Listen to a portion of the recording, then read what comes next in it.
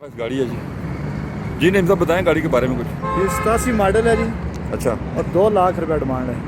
ठीक है। इंजन दिखाएं।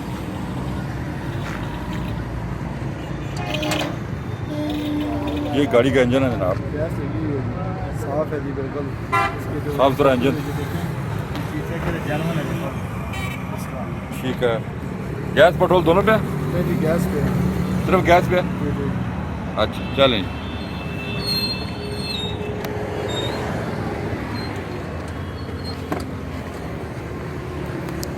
ये साइड है गाड़ी की।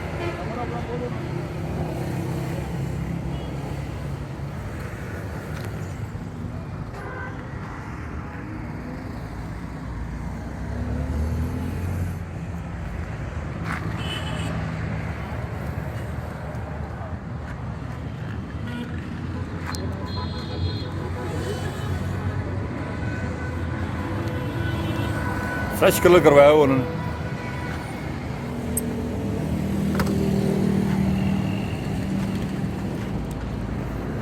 अलॉय रिम और नए टायर इंस्टॉल्ड है।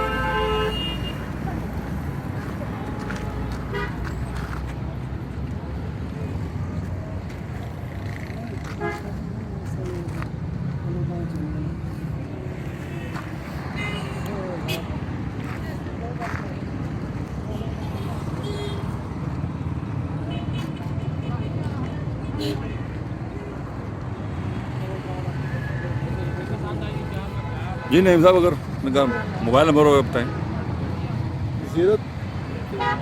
0312 जी जी 870 5501 खलील भाई हैं जी।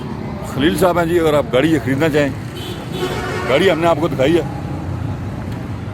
खलील भाई से आप रब्ता कायम करके गाड़ी खरीद सकते हैं। वीडियो देखने का बहुत बहुत शुक्रिया। अपना ख्याल रखिएगा। अल्लाह हाफ़िज़।